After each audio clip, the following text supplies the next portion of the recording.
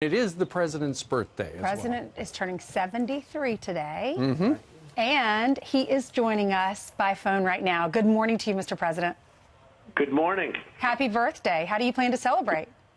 Well, I think I'll just work, if you want to know the truth. When you say celebrate. Come on, you got to have a cake or something. Celebrate. What about a cake? Yeah, we'll have a little piece of cake tonight, but in the meantime, we're doing a lot of things. We're doing a lot of good things, a lot of things that are turning out to be very good for our country. Right. I enjoy that doing more. That's better than taking it easy. There's always going to be plenty of time to take it easy, I guess. And if you don't mind, on that note, Esquire magazine did this story, and they say, well, the President Trump, the truth is, according to insiders, he likes running for president, but he hates the job. No, I love the job. Well, it's the fake media. You know, they're just so fake. You don't even respond to them anymore. No, I love it because I don't think anybody's accomplished so much in 2.5 years, what we've done. You know, I watched Natalie Harp, that young, beautiful woman who was cancer. I guess they made some kind of a medical mistake a long time ago, and she's lived a tough time. And I watched her. I think she's one of the best guests you've ever had. She was her spirit was so incredible. And it was about Right to Try. And I got Right to Try approved. They've been trying to get it for 44 years approved, and they couldn't, and I got it done, where people that have a real problem, people that are terminally ill in many cases, that only people really at a certain level, they couldn't go and use any of our great medicines, any of our great genius that we have, and we have the greatest in the world medically and in other ways too. And I think she was just one of your great guests. I thought it was and just to confirm, amazing. Mr. President, if anyone missed it, Natalie Harp's got this rare bone cancer, and they basically were just getting her ready to die and trying to give her opioids to make the pain less, and she didn't want to. And you became president. She had the right to try. She tried some experimental drugs, and she's living with cancer, back to work, out of pain. Out of her wheelchair. And she has a shot at a great life. She says she's alive because of you, Mr. President. Yeah, she's got a great shot, and you know, many other people are like that, where Right to Try has helped them, where, you know, they used to go to Asia, they'd go all over the world looking for a cure. Now they can stay home, and we have the best medicines, but they'd be in, you know, in a line where you have to wait. It has to be approved, and you wouldn't be able to give it to anybody. Now we're able to do that. And it was a complex process, believe it or not. But for 44 years, they tried and they couldn't get it. We got it. And there's so many people like Natalie, but I thought she was just an incredible person. All right, let's, Mr. President, talk about something in the news today. We've seen those images of the oil tankers on fire out in the Gulf. And Iran says, hey, don't blame us for this. We didn't do it. We think it was an accident. I know Mike Pompeo has blamed Iran. What sort of evidence do we have that they've done it? And what are we going to do about it? Well, Iran did do it, and you know they did it because you saw the boat. I guess one of the mines didn't explode, and it's probably got essentially Iran written all over it. And you saw the boat at night trying to take the mine off and successfully took the mine off the boat. Yep. And that was exposed, and that was their boat, that was them. And they didn't want the evidence left behind. I guess they don't know that we have things that we can detect in the dark that work very well. So we have that, and I know you put it on. So, no, it was them that did it. And, look, President Obama made a deal. President Obama made a deal that was an outrage, the Iran deal, which, frankly, in 5 or 6 years, in a short period of time, they'd be allowed to make nuclear weapons. They cannot have nuclear weapons. They understand they're not going to have nuclear weapons. We have enough problems with nuclear weapons, which is one of the great difficulties, frankly, if you look forward, one of the great difficulties of the world. Not going to happen with them. And we'll see what happens. Well, they fit 4 tankers, sir. We are being very tough. Yeah, we're being very tough on sanctions. When I came into office, they were an absolute terror. They were all over the place. They were in Yemen. They were in Syria. We had 14 different sites of conflict. They were in charge of every single place. And they really are. They're a nation of terror. And they've changed a lot since I've been president, I can tell you. They were unstoppable, and now they're in deep, deep trouble. You can't. They don't have. But how do you stop this action? How do you stop these outrageous acts when 30% of the world's oil comes We're there? going to see. We're going to see how to stop. I don't think they've talked the same way. When President Obama signed that agreement, they were screaming "Death to America, That's death right. to America." They were having a good time at his expense, and he's given them $150 billion, and he's given them $1.8 billion in cash. Cash. Nobody ever heard of a thing like that. And all of that money, and they're screaming death to America. They haven't screamed death to America lately. So we'll see what happens. But we don't take it lightly, that I can tell you. The Strait of Hormuz is a critical shipping lane, and we're watching it carefully. If they try to close that, is the United States obligated to try to keep it open? Well, they're not going to be closing it. It's not going to be, if it's closed, it's not going to be closed for long. And they know it. And they've been told in very strong terms. And we want to get them back to the table if they want to go back. I'm ready when they are, but whenever they're ready, it's okay. In the meantime, I'm in no rush. I'll just give you a quote. They said Iran's president, well, because Abe is over there, is a good friend of yours. Japan is friends with Iran. The Iranian president says, you're not worthy of even a return message that he brought over about possible talks. What's your reaction to that? Well, I'm glad he likes me so much, but no reason why he should like me. Look, I came in, they had all the money, they had everything. They were doing just fantastically, threatening everybody. They were bombing the hell out of countries. They were killing people all over the Middle East. And now, all of a sudden, they're pulling back. They're pulling back from everywhere. They're pulling back out of Syria. They're pulling back out of Yemen. They're pulling back, if you take a look at what's actually happening. Okay. And I'm not looking to hurt that country, but they can't have a nuclear weapon. It's very simple. And if you look at the Iran nuclear deal, how bad it was, we gave them all that money. And in 6 to 7 years, which for a nation is no time. That's like 1 second. Right. In 6 to 7 years, they would be able to legally start making nuclear weapons. We're not going to have it. Mr. President, let's talk about early this week, you granted ABC and George Stephanopoulos great access. You spent a couple of days with them. And one of the sound bites that they ran over the last 48 hours is essentially you say there is nothing wrong, in your estimation, with accepting dirt from Russia or any foreign country. You've taken a lot of heat from the Democrats regarding that since then. I don't say that. I think it was accurately stated, and I've had a lot of support. Well, then clarify it. Yeah, I mean, I've had a lot of support. First of all, I don't think anybody would present me with anything bad because they know how much I love this country. Nobody's going to present me with anything bad.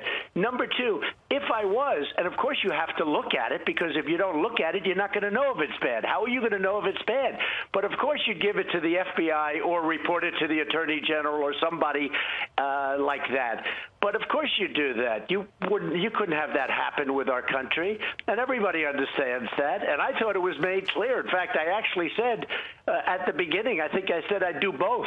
But how are you going to, if you don't hear what it is, you're not going to know what it is. I mean, how can you report something that you don't know? How do you know it's bad if you don't listen to it? So, Mr. President, no, they say, oh, he would accept it. Well, if I don't listen, you're not going to know. Now, if I thought anything was incorrect or badly stated, I'd report it to the Attorney General, the FBI. I'd report it to law enforcement. Absolutely. One thing that's different with the president, I had dinner with the Queen. I met with the Prime Minister of the UK. I was with the head of France. I was with the head of all these nations, and I constantly am talking to them. And, you know, that puts us in a different, we have many, many conversations. And I'm just thinking, gee, if they say, we don't like your opponent, am I supposed to put, the president of France, am I supposed to report him to the FBI? You know, I'm in a little bit of a different position than a lot of other people. Mr. President, I think that's a good point, but what if that person, if a leader leaned over and just said, listen, this candidate that you're running against, he did some dicey things in XYZ country, and I got some proof of it. What do you do in that scenario? Do you back off? Do you say, I don't need it? Do you say, show it to me? Like I said, Brian, the President of the United States, no matter who it is, whether it's me or anybody else, is in a much different position. Because I hear things that, frankly, good, bad, or indifferent, that other people don't hear. Just a normal conversation. Right. But nobody is going to say bad things to me. They know that I'm a very straight player. They know one thing about me. I love this country more than anything. I love this country. That's why I'm doing this. Okay. And I do, and by the way, I do love doing it, and the reason I love doing it because we're doing a great job. We're doing that. There hasn't been a job like this. You look at China, you look at the way that's working out, you watch what happens, look at what's happening at the border. No doubt about it. Look at what's happening. Look at what's happening at the border, Mexico. A lot of good things are happening. Things that they've been trying to get approved, Brian, for 25 years. I got them done in one day. I put the tariffs on, and we got them approved, and Mexico's been terrific. And, you know, it's really slowing down. But I watched Lindsey Graham, and he's right. We have to get help from Congress. The Democrats in Congress are not giving us help, and we need help from Congress. Right, they're really not. Going back to the topic about the dirt, if you did call the FBI with dirt on a political opponent, though, Mr. President, wouldn't the Democrats accuse you of using the FBI to investigate political opponents? Oh, absolutely. Look, here's the bottom line. They spied on my campaign, and they got caught, okay? They spied on my campaign, and they got caught. Whether it's the insurance policy that just in case Hillary Clinton loses, we have an insurance policy essentially saying to take him out. This is probably the worst, or certainly one of the worst political scandals in the history of our country. It's actually a double standard. It's such a double standard because they actually did it. If you trace that dirty dossier, it goes back to the DNC and Hillary Clinton's campaign. But still, Nancy Pelosi's out there saying you participated in criminal behavior or what you said was criminal. Listen to this. And action. And here's Nancy Pelosi. We are honoring our oath of office to protect and defend the Constitution of the United States. Yesterday, the President gave us once again evidence that he does not know right from wrong. It's a very sad thing that he does not know right from wrong. I believe that he has been involved in a criminal cover-up. Mr. President, was there a criminal cover-up? Well, you know what? I'll go with what Mark Levin said, because nobody could say it better. It's a fascist statement. It's a disgraceful statement. I call her Nervous Nancy. She's a nervous wreck. And I'll tell you what, for her to make a statement like that is outrageous. Her party got caught spying. I mean, if you look at what happened, Hillary Clinton, with the money that ultimately went to Russia for the fake dossier, that total fake pile of stuff, that if money gets paid, and by the way, the amount of money that was paid, and was paid by Hillary Clinton and the DNC, and it went to Russia. That's the criminal. And when you look at what happened in terms of the campaign, when you look at what happened in terms of the spying, she never mentions that. Isn't it amazing that constantly, every day, somebody gets a letter, come into Congress, because, you know, it's like death through 1,000 wounds. And I will tell you, it's so unfair what they're doing, and I really think that people are wise to it. But when Nancy Pelosi makes a statement like that, she ought to be ashamed of herself. It's a disgrace. And she spent most of her time condemning you in her press conference. What else is new? Meanwhile, Brian, the big thing, though, is they spied on my campaign. That's probably one of the great criminal acts of all time. Now, you know, Mr. President, it was kind of interesting. Andy McCabe, who was all over this, was asked that question. They say, hey, didn't you get Christopher Steele to go get his sources in Russia to find out information on that? This is what he said is the difference between the two events. Listen. There's no equivalence between those two examples. To openly invite foreign intelligence officers, representatives from a hostile foreign government to steal information, to acquire opposition research in any way, in any illegal way that they might do that, and to present it to you is one thing. For a campaign to hire a law firm, an American law firm, who then turns around and hires an American research company, who then contracts out with a foreign individual, that is not illegal. It sounds terrible, even the way he tried to minimize it. But what do you think about his moral equivalency? Brian, Andy McCabe is a disaster.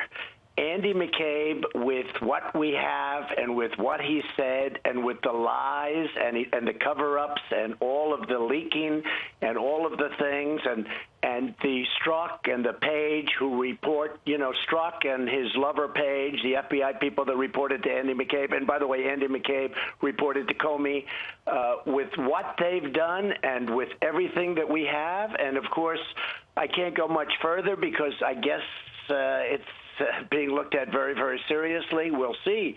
But the bottom line is they spied on a campaign of another candidate and another party. And this is one of the most serious things in the history of our country. There's never been anything like this.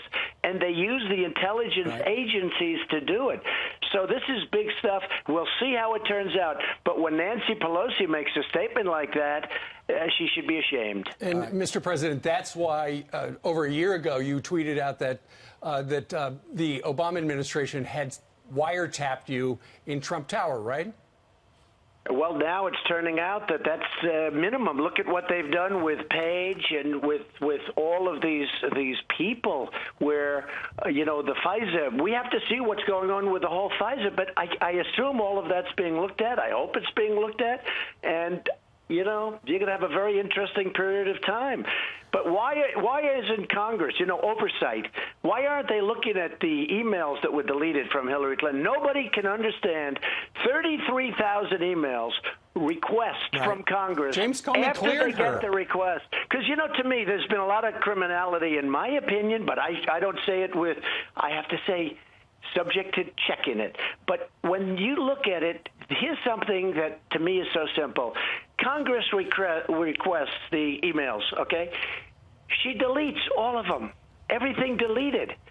And this is after they get the request from the United States Congress. She deletes 33,000. Now, that's only 33,000. And what about the one with her friends, almost mayor of New York, and thank God that didn't happen, okay? Thank God Anthony that Weiner. didn't happen. Right. So you have Anthony Weiner, who is got a lot of problems, but they used his laptop, and all of the information that went through his laptop, I mean, they put people in jail for doing one slightly little confidential, which is a much lower level of confidentiality. Right. So there's been so much corruption, and nobody ever looks at it. Well, there are. You got a U.S. attorney. You got Michael Horowitz with his inspector general. And again, I say uninvolved.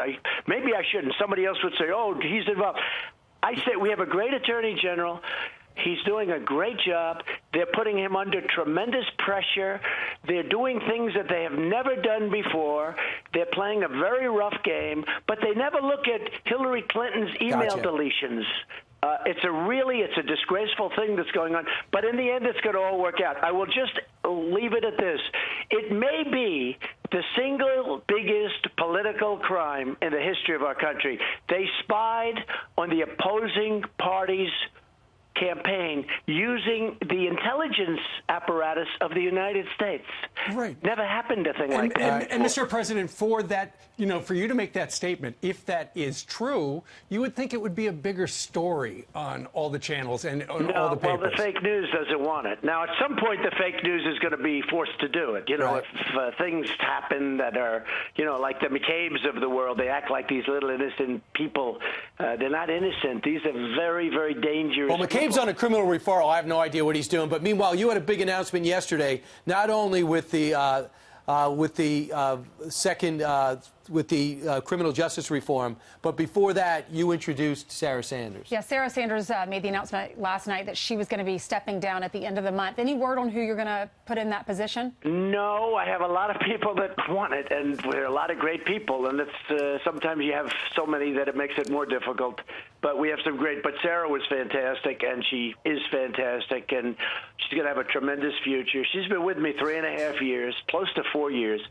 And she has been a warrior in a sense.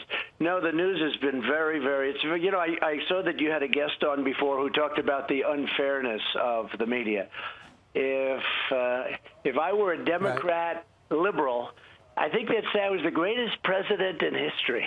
It's just one of those with all that I've done. Like, as an example, right to try. Like tax reductions, the biggest ever, biggest in the history of the country. Like regulation reduction. Like straightening out the VA and getting the Veterans' Choice and accountability. You couldn't fire anybody in the Veterans Administration if they were terrible. For 50 years, they've been trying to get, it's called accountability. I got it passed. I got VA Choice passed.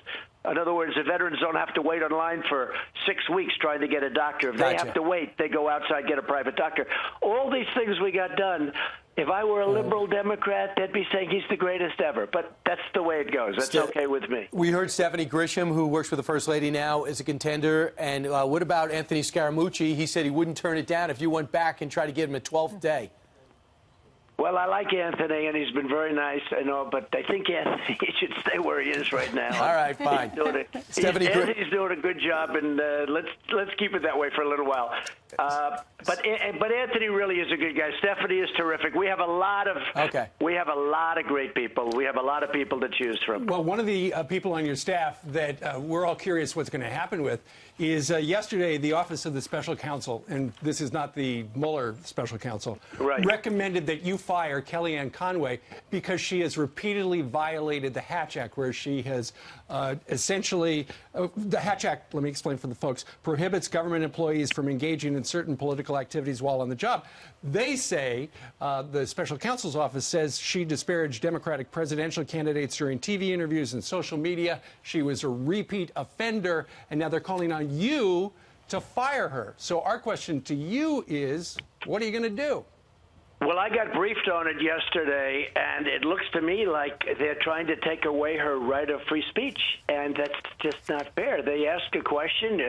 I think one of them was involved with your show, but you ask them a question, or you ask a person a question, and every time you're supposed to say, I can't answer. I mean, she's got to have a right of responding to questions. It really sounds to me like a free speech thing. It doesn't sound fair. So you're not going to fire her, Mr. President? You're not going to fire her? No, I'm not going to fire her. I think she's a terrific person. She's a tremendous spokesperson. She's been loyal. She's just a great person. I would certainly not think, based on what I saw yesterday, how could you do that?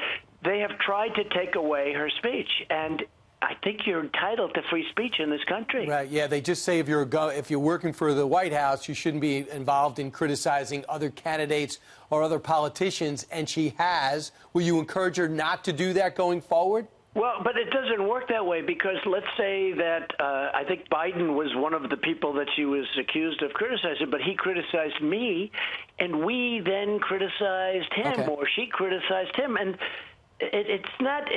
she's making a point. She's trying to make a point. And how could you do this? Basically, you'd have to take a person off. A person wouldn't be able to express themselves. And I just don't see it. Now, I'm going to get a very strong briefing on it, and I'll see. But it seems to me to be very unfair. It's called freedom of speech. Let's talk about immigration. There's a crisis, obviously, at the border. What deals are on the table? What's the status of the wall? So the wall is going up. It's going up rapidly. We're going to have over 400 miles of wall built by the end of next year. The wall is very important. It's hard to breach it. It's high, it's strong, it's powerful, and it's going up at a much lower cost than the wall that was planned prior to me getting there. It's a much better wall, too. You have to see what they built. It's a disgrace.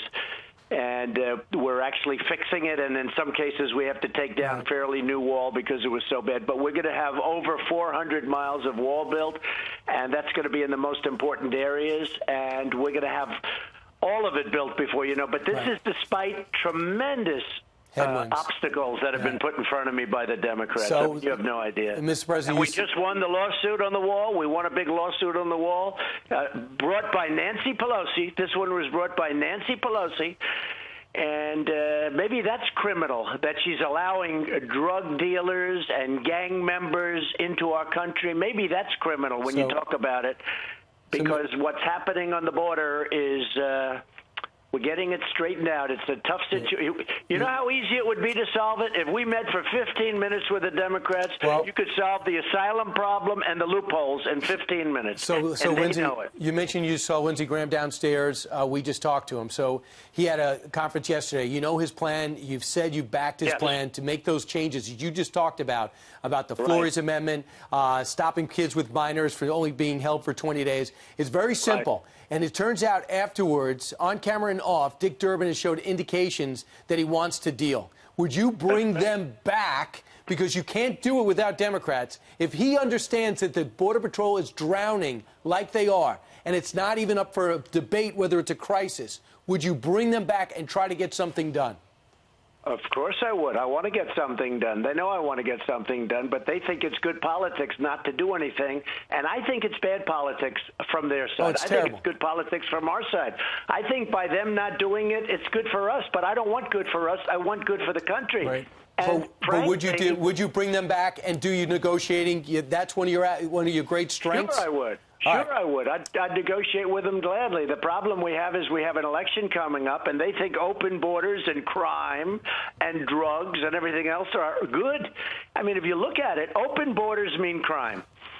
It just means crime. It means anybody can pour into the country. Now, I have to say, with all of this being said, the deal that I made with Mexico, they put 6,000 soldiers, paid for by them, put 6,000 soldiers at their southern border. The stoppage is unbelievable, and I got reports yesterday, it's like day and night. Now, with all of that being said, we still want to get, and it's really incredible what's happened, and all because of the tariffs and because of relationships. But again, for 25 years, they've been trying to make a deal with Mexico. They've never been able to do a deal like I did. And I did it in 2 days because I was serious about we were putting major tariffs on Mexico that following Monday. And we did it on Sunday. It was finished, and we have everything.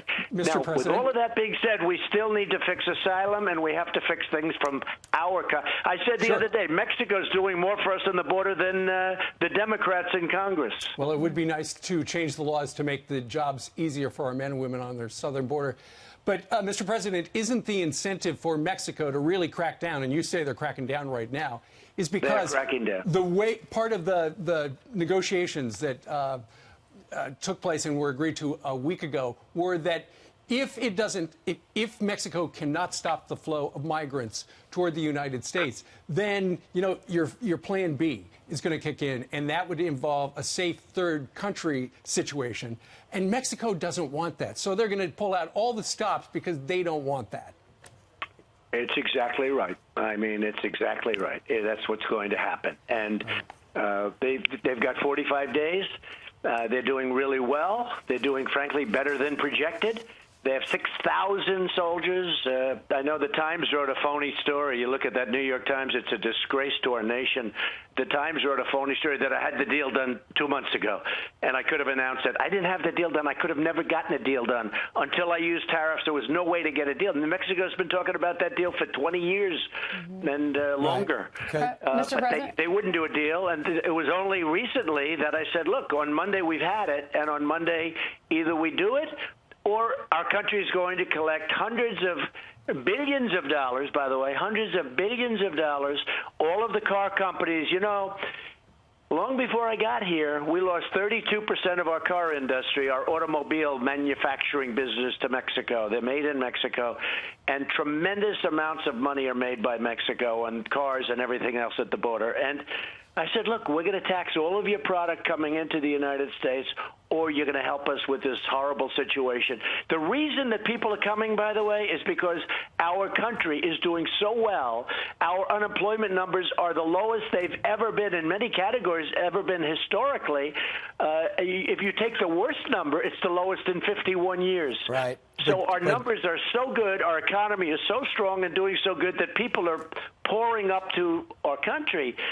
But you have to come in legally, and you have to come in through a merit. That's the way we have it. It's definitely a big issue, and it's going to be an issue on the debate stage. The 2020 debate stage is now set. There are 24 candidates that want your job that are going to be running against you, or one's going to be running against you, but they're trying to get that nomination.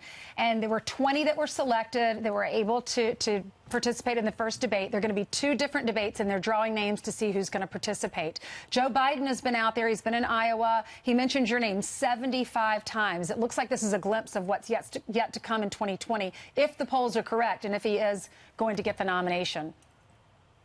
Look, everybody knows that Joe Biden does not have what it takes. Okay, he doesn't have what it takes. Everybody knows. What does that mean? It means mental capacity. It means a lot of different things. He never did have what it takes until Obama he ran 2 or 3 times. I used to call him 1% Joe because he never got more than 1%. Then Obama came along and surprisingly took him off of, the trash heap and ran. But everybody knows Joe doesn't have it. Now I see that Pocahontas is doing better. I would love to run against her, frankly. I see that Bernie Sanders is not doing well at all. I would have, frankly, liked to have run against. I think it's probably those 3. I don't see the other ones. I really don't see it. They talk about Kamala. I don't see Kamala.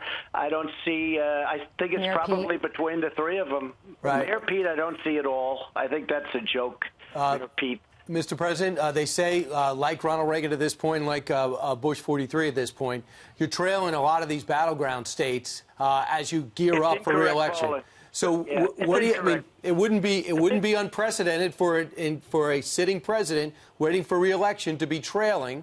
Having said that, what if at the very least it's close? What's going to be the difference as you formally announce on the 20th? Well, the polls I see, we're doing great in Pennsylvania. We're doing really good in North Carolina. Florida, I'm winning by a lot. Ohio, I'm winning by a lot. I just left Iowa. We're winning that by a lot.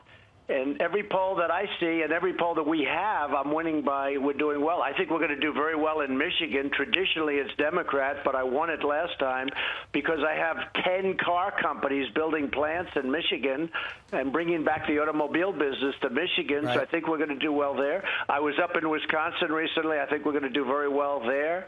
I think we're going to do great. Now, look, we're going to have a competitive race. It's always tougher for the Republican because, I don't know, people never cover this, but the Electoral College is very much steered to the Democrats. It's a big advantage for the Democrats. It's very much harder for the Republicans to win.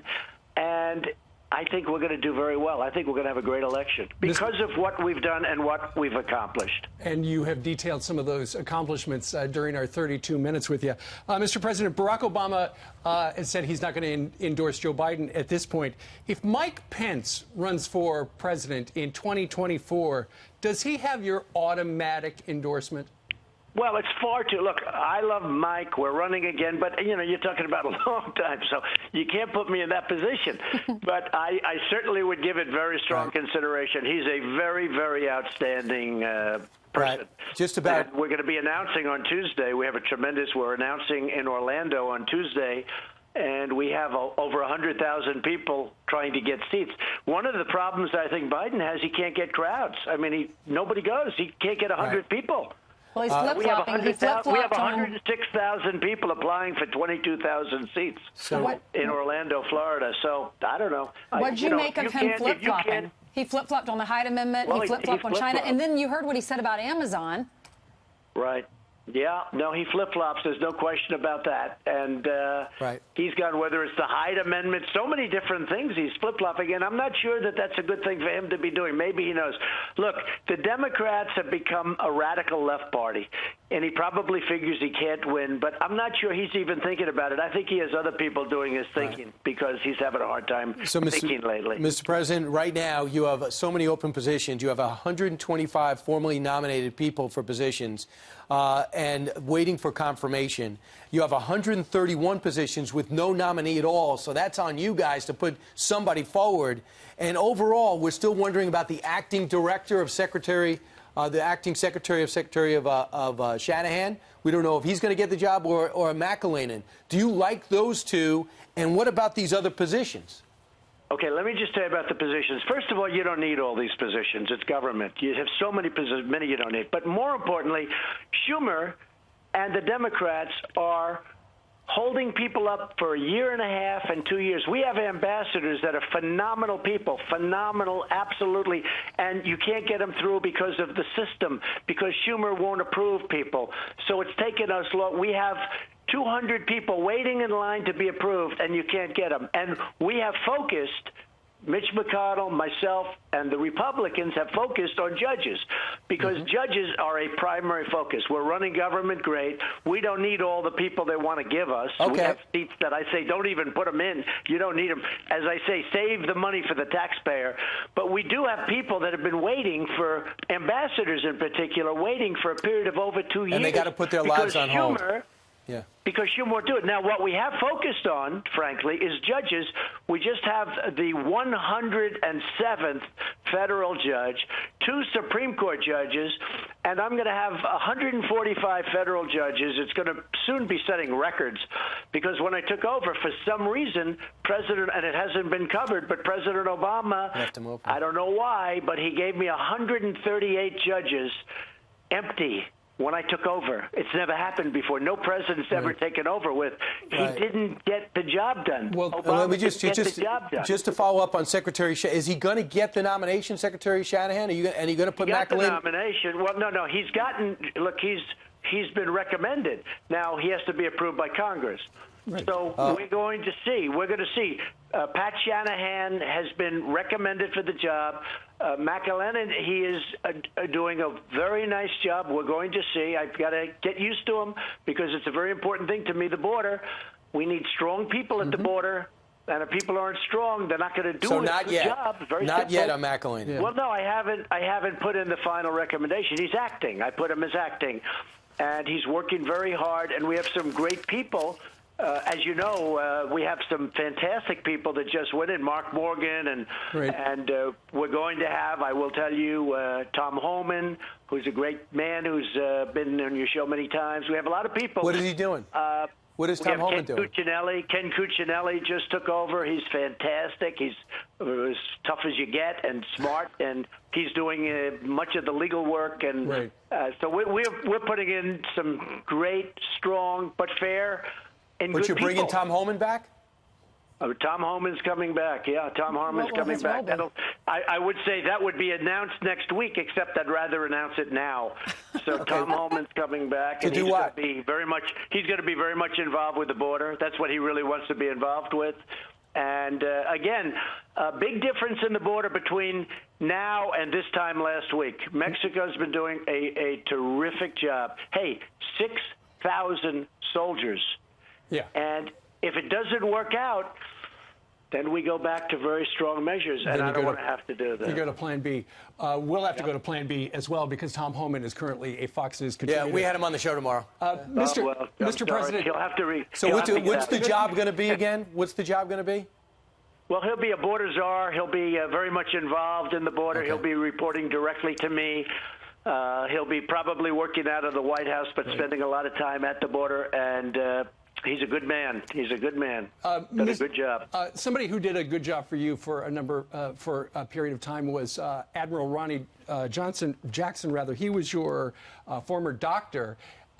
You nominated him for a promotion to a two-star admiral in January, and then because the last Congress did not act, and it looks like he's being held up in Congress as well. What's going to happen to him?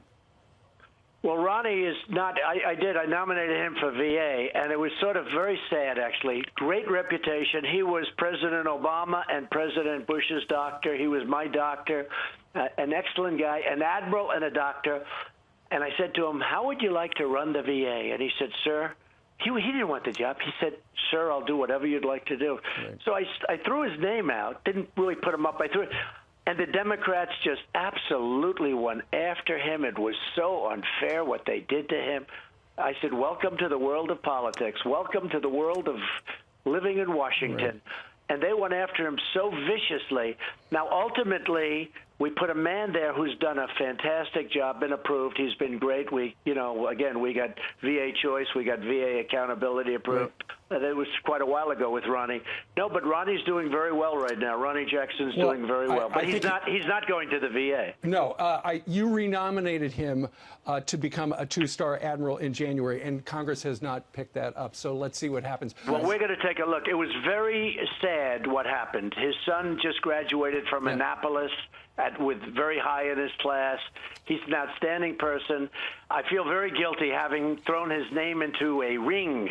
If I threw you guys, if I asked one of you to, no, maybe Ainsley would do it. I think maybe I'd be better off with it. Ainsley, she'd go by swimmingly, okay? But I think we'll take Steve. Let's take Brian and ask him to serve in any capacity, and watch what happens to Brian. Brian, you wouldn't be happy for a little while. Believe me, I don't love Googling my name now. It'll probably get a lot worse. Hey, Mr. President, we got a chance to sit down with Alice Johnson when you released her from prison, her life sentence for nonviolent crime. Kim Kardashian was very involved in that. Jared Kushner was involved in that. I know Ivanka now is involved in prison reform. Tell us what. Because it's a bipartisan issue. It's something that Democrats and Republicans are praising you for. Yesterday, Kim Kardashian was back at the White House. What were the talks with her, and what does criminal justice reform look like going forward? Well, the whole criminal justice reform has been amazing because it's been very, very conservative and very, very liberal. Everybody got together. It was unbelievably bipartisan. Nobody could get it done. They all said it was impossible.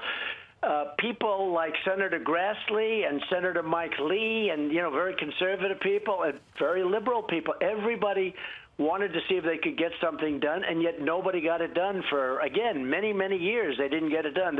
They had a crime bill put in by President Clinton, which turned out to be a disaster especially for certain communities.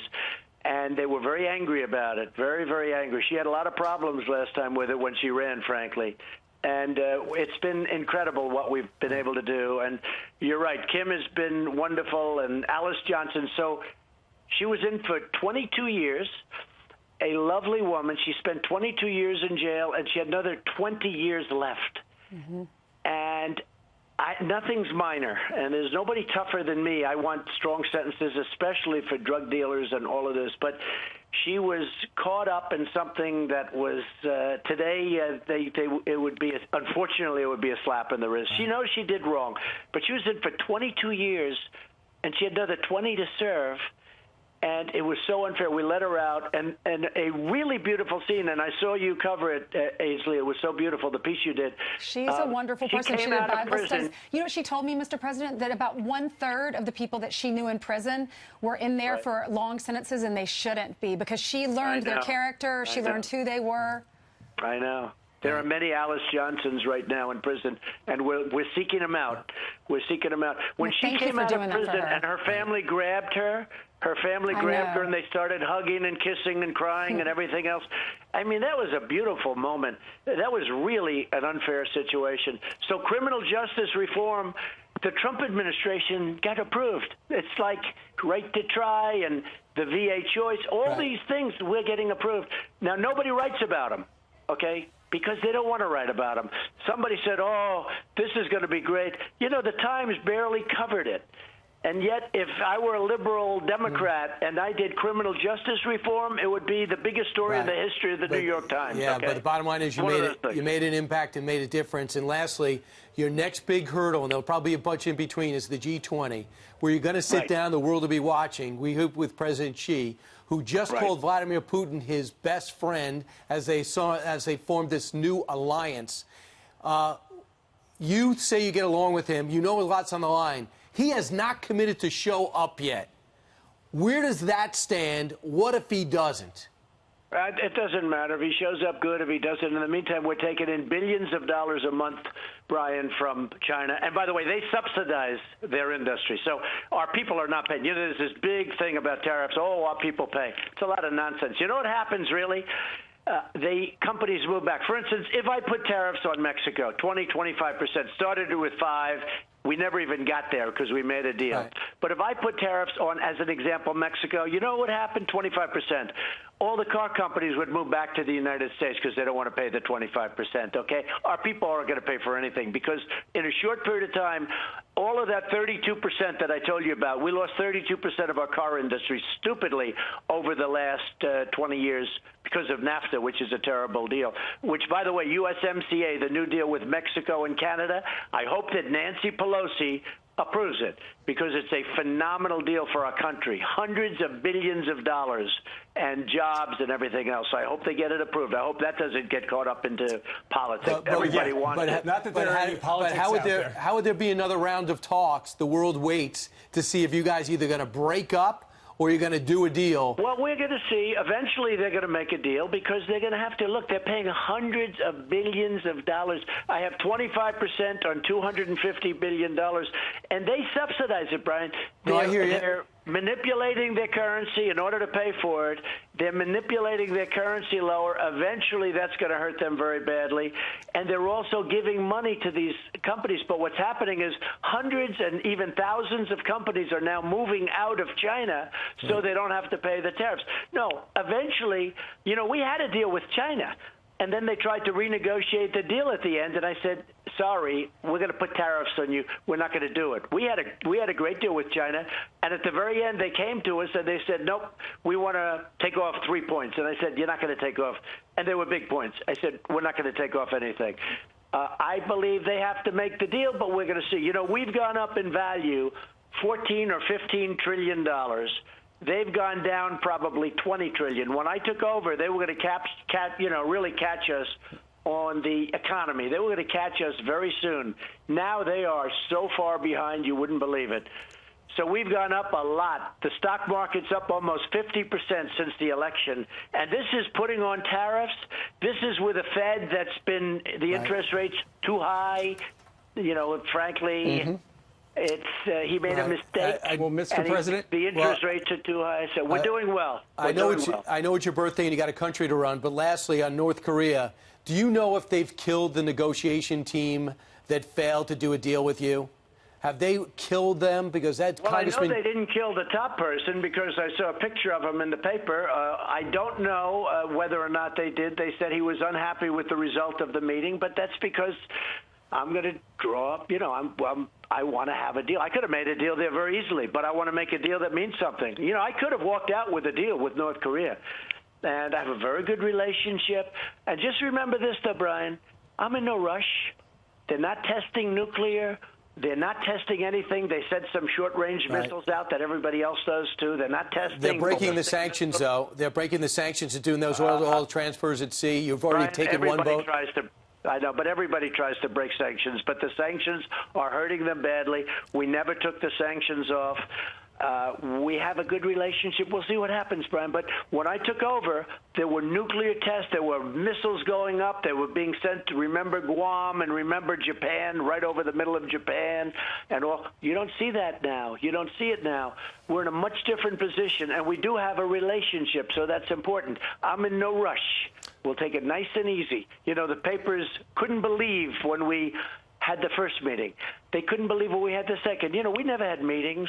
We're going to end up in war. If I wasn't president, you would right now be in a major war with North Korea. I can tell you that. You would right now be in a major war, and I don't see that happening. It could happen, but I don't see it happening. Hey, Mr. President, I saw a clip earlier this morning. Are you sure you want to do a new paint job on Air Force One? It's been so iconic for so long. I know, but you know what? It's been a long time, and it fits the plane better. You know, it's a very different plane, even though it's a 747. And I like the concept of red, white, and blue in the classic, and I think it's going to look much better, actually. You know, the baby blue doesn't fit with us, and people get used to something, and it was Jackie O, and that's good. But we have our own Jackie O today. It's called Melania. We'll call it Melania T.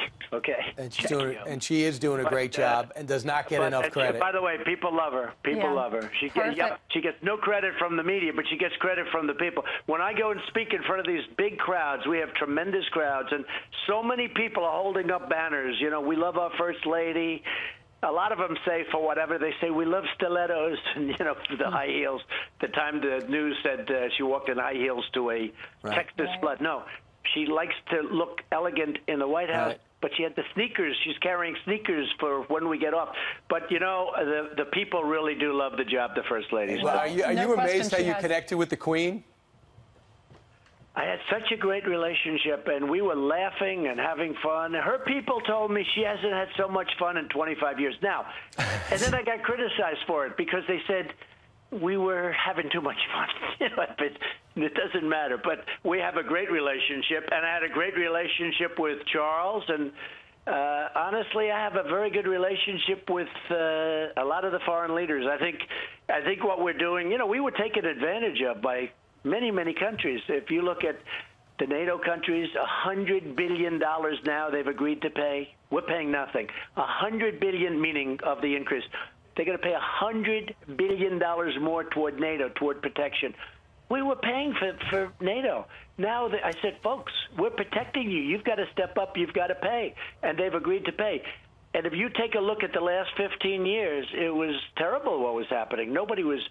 Some of them were totally delinquent, as we used to say.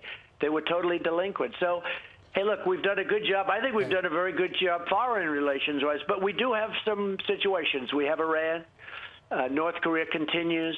But I'm telling you, if I weren't president, you would be in a major war right now with North Korea. Well, we appreciate you going over to Normandy. The D-Day celebration was just beautiful to honor our troops. Thank Today you. is Flag Day. It's the birthday for the Army. It is your birthday today, and you are painting Air Force One red, white, and blue. Thank you so much for joining us, Mr. President. Happy birthday.